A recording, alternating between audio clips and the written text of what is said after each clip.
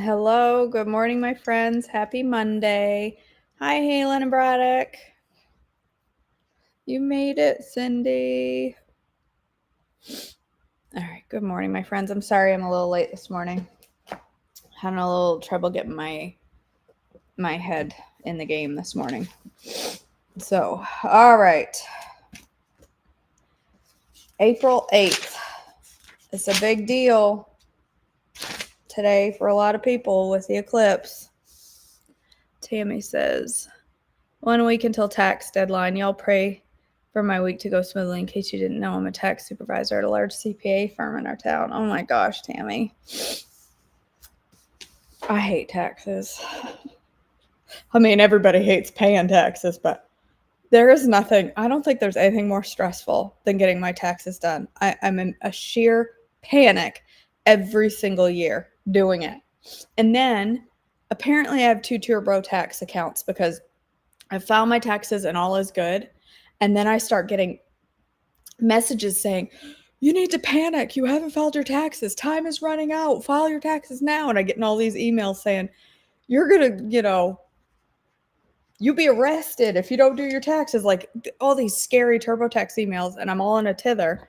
And then I realize I apparently have 2 accounts because, I like to overcomplicate everything that I do. Whew, tax season. It's going to be a crazy week. Today's the eclipse. Is anybody heading anywhere to watch the eclipse today?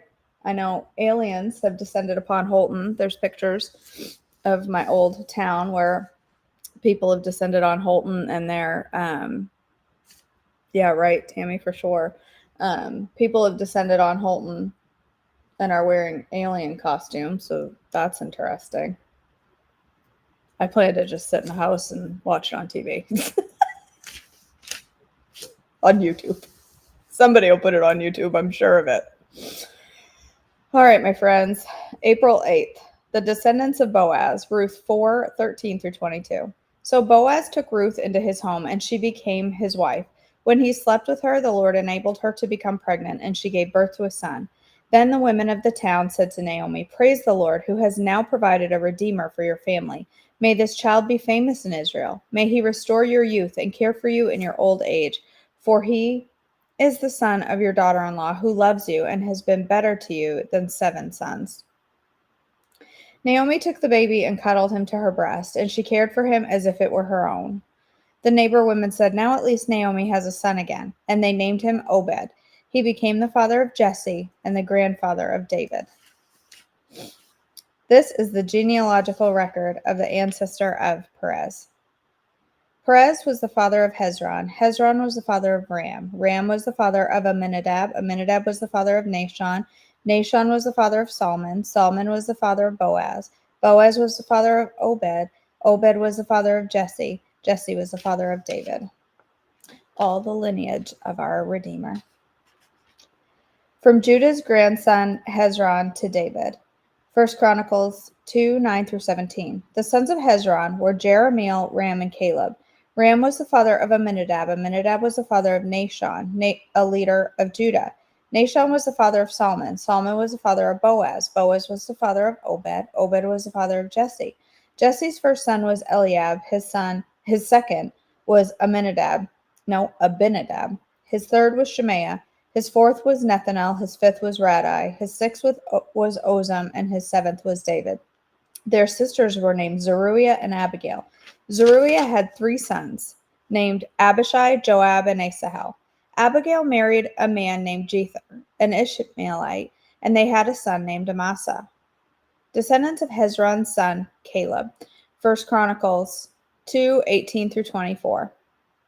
Hezron's son Caleb had sons from his wife Azubah and from Jerioth. Her sons were named Jeshur, Shobab, and Arden. After Azubah died, Caleb married Ephrathah, and they had a son named Hur. Hur was the father of Uri. Uri was the father of Bezalel. When Hezron was 60 years old, he married Gilead's sister, the daughter of Machir. They had a son named Segub. Segub was the father of Jair, who ruled 23 years in the land of Gilead. But Geshur and Aram captured the towns of Jair and also took Kenath and its 60 surrounding villages. All were the descendants of Machir, the father of Gilead. Soon after Hezron died in the town of Caleb Ephrathah, his wife Abijah gave birth to a son named Asher, the father of Tekoa.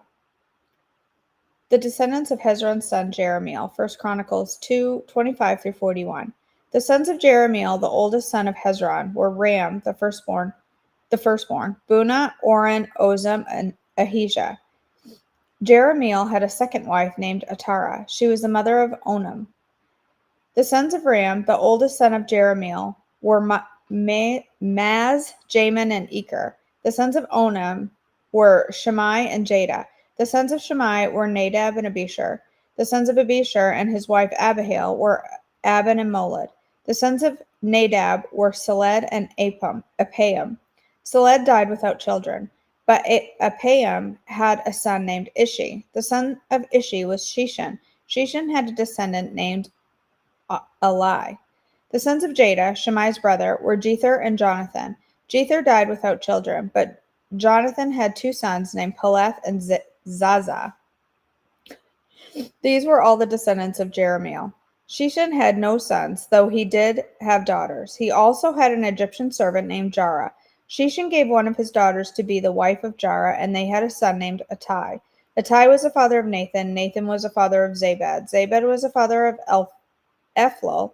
Ephlal was the father of Obed. Obed was the father of Jehu. Jehu was the father of Azariah. Azariah was the father of Helez. Helez was the father of Eliasa. Eliasa was the father of Sismai. Sismai was the father of Shalom. Shalom was the father of Jechamiah. Jechamiah was the father of Elishama. The descendants of Hezron's son Caleb.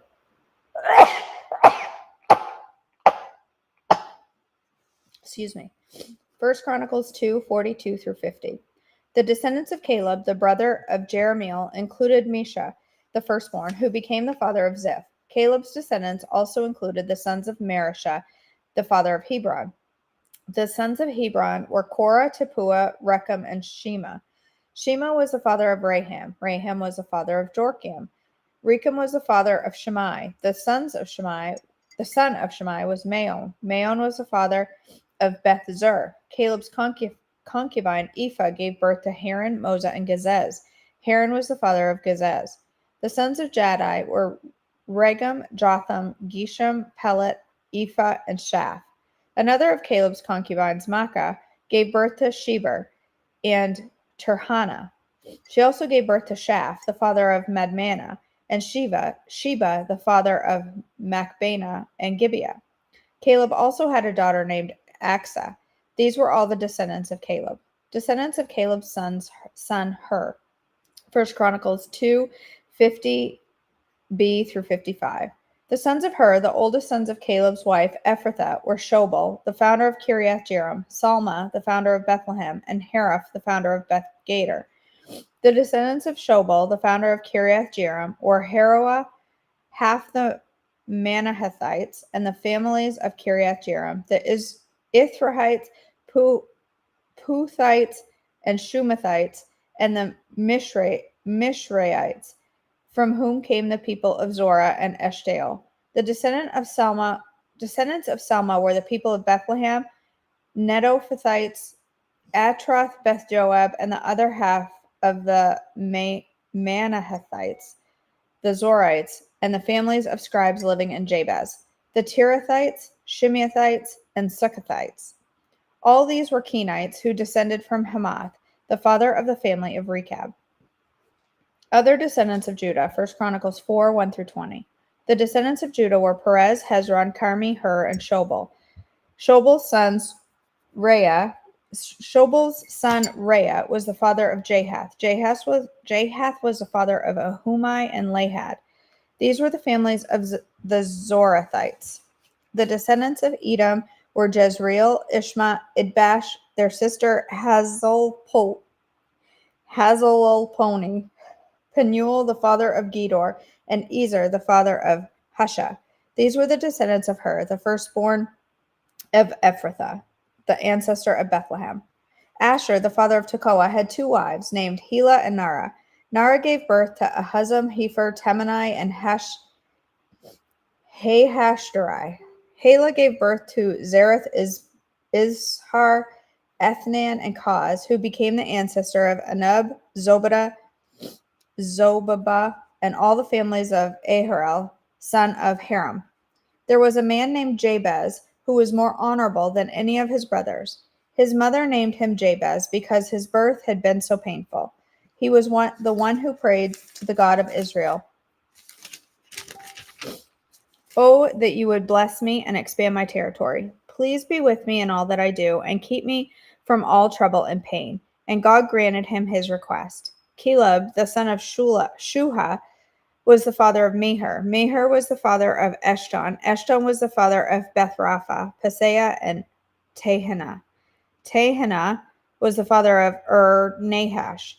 These were the descendants of Rechah. The sons of Kenaz were Othniel and Saraiah. Othniel's sons were Hathath, Meonothai. Meonothai was the father of Ophrah. Saraiah was the father of Joab, the founder of the Valley of Craftsmen, so called because they were craftsmen. The sons of Caleb were Jephunneh. The sons of Caleb, son of Jephunneh, were Iru, Elah, and Naam.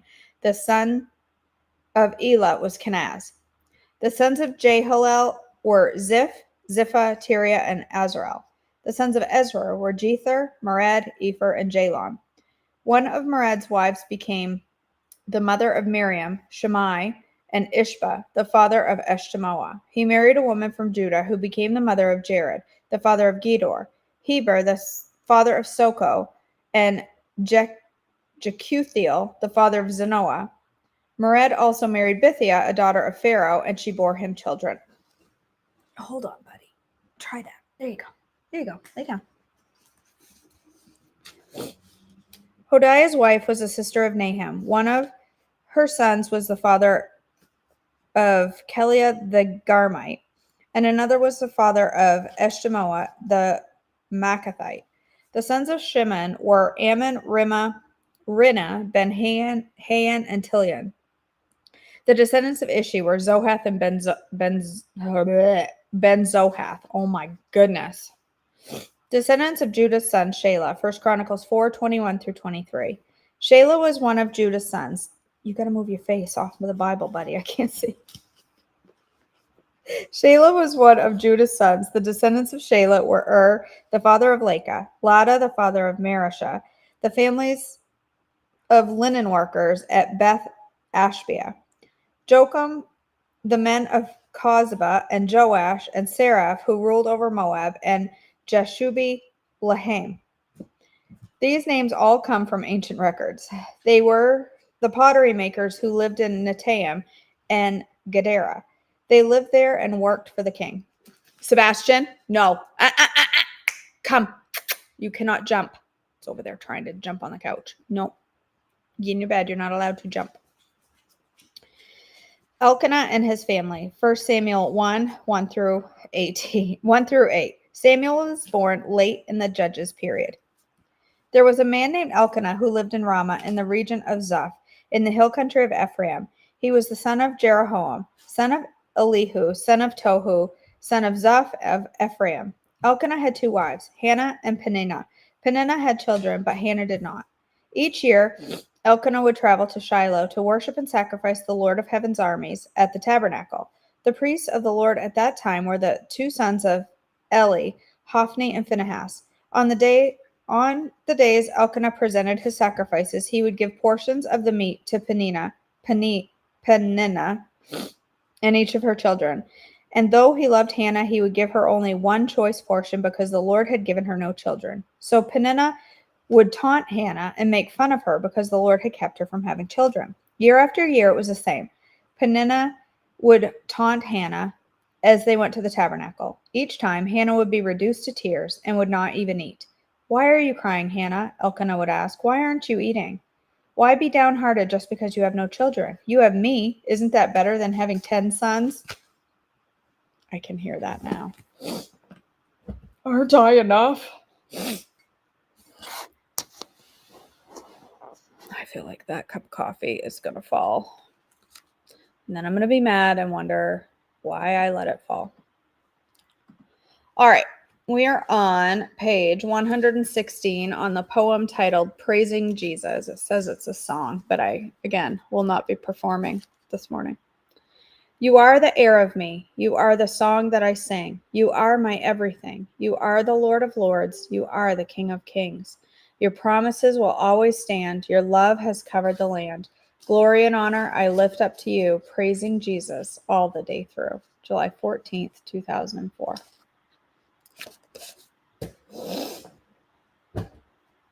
All right, let me go back and read through the chat.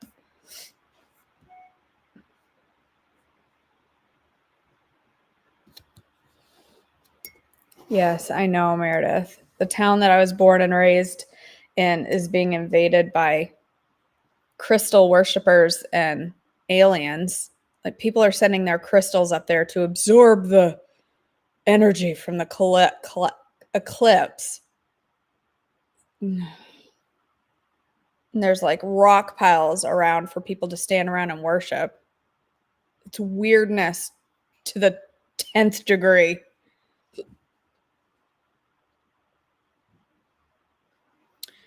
The lady in Illinois was telling me how her hometown, everyone was going crazy. She said it was worse than right after COVID hit. The stores are out of bread, milk, and toilet paper. Motel rooms for $700 to $900. Mom says a little motel here in Holton has a 2-night limit of $672. It's literally the rooms in that little hotel are worth like $60 a night.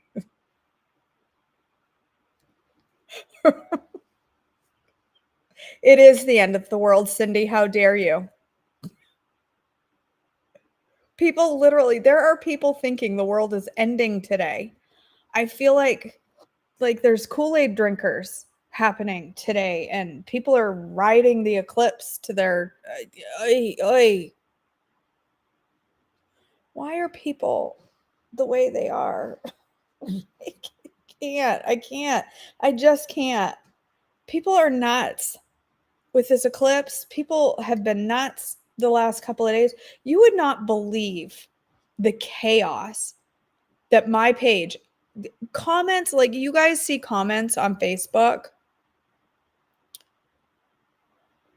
You guys see commentary on Facebook, but what you don't see is the onslaught of psychopath messages that I get on a daily basis. And I have a feeling that's why it was so bad this weekend. It's the eclipse. It has to be. The weirdos are coming out.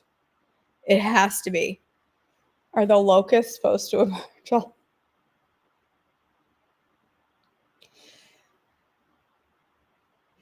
Jennifer says, we're driving to a friend's house about an hour northwest to get to the path of totality, praying the traffic is not like they're expecting. I think you're going to be surprised, Jennifer.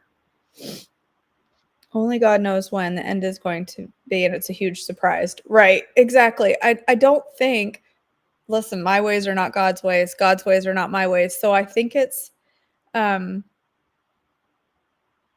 to be a little... it would surprise me if the Lord chose the eclipse moment to return. It would be surprised. Maybe. If the world ends today, I won't have to go to my dentist appointment, Cindy. Cindy, there's an upside to everything. You'll get out of going to the dentist. And, life, if the world ends today, I just bought a whole bunch of decorations and decorated my house this weekend. And so if the world ends today, I wasted all that money and time and energy. My little decorations will just burn up. Oh, well, I know. It's funny, Debbie. I feel like Gru when he's disappointed in his minions. Yeah, that's pretty much. Kayla. Everybody's hoping the world ends today so they don't have to go to the dentist appointments.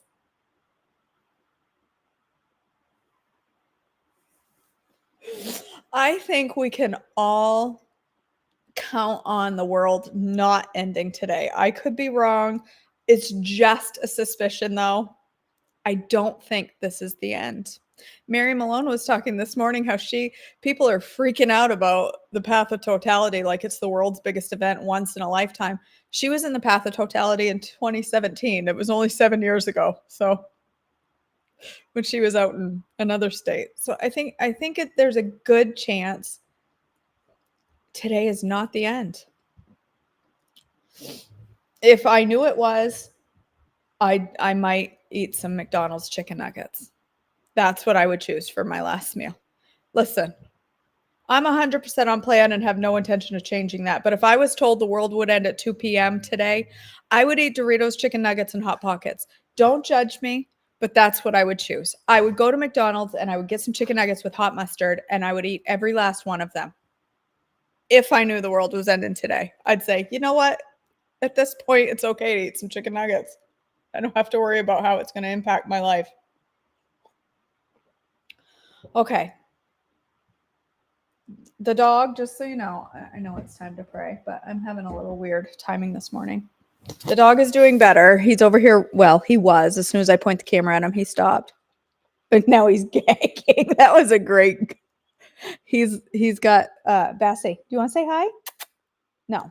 He was rolling around on his back, and I wanted to show you.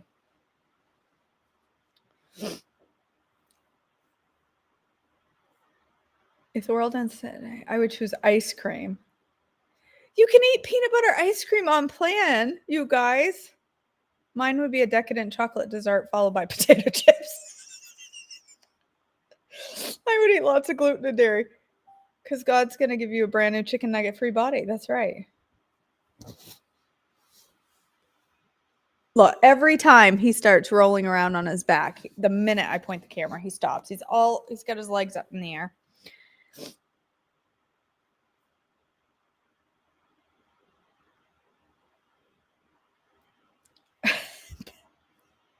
Paul. It's not the same, Debbie. Have you tried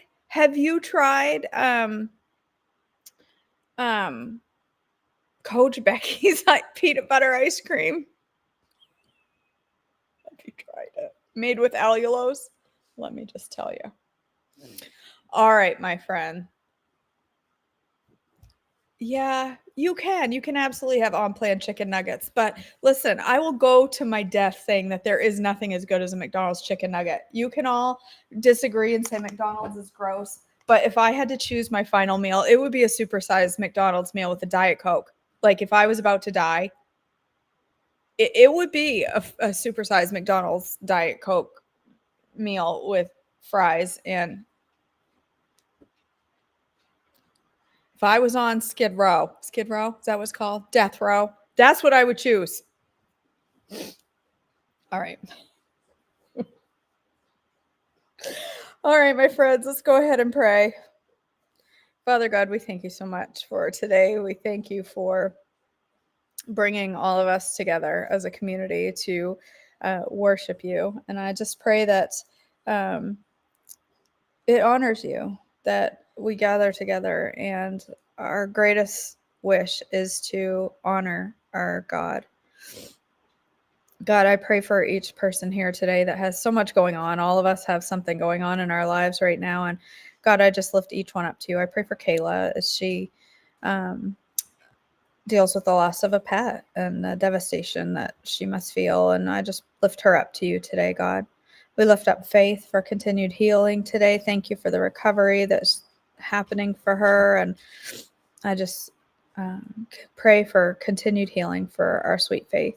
God, we continue to pray for Gina today as she walks through this loss of her husband, and that you would just bring peace to her heart and all the business end details she has to work through today. I just pray that you will make it easy, make it go quickly, and just that she will be able to walk through that with the assurance that you are by her side.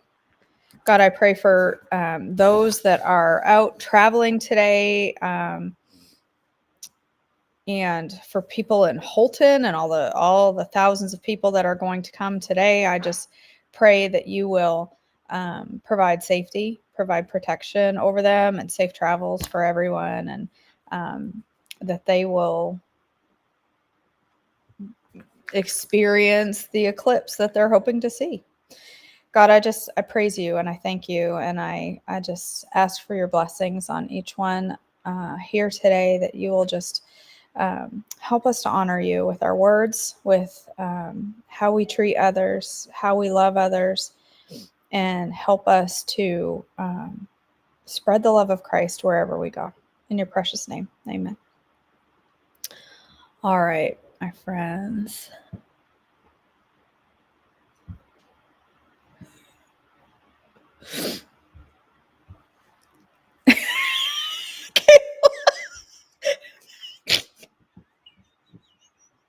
Kayla says the McDonald's Big Mac still meets me in my dreams, even after being on plan since 2017.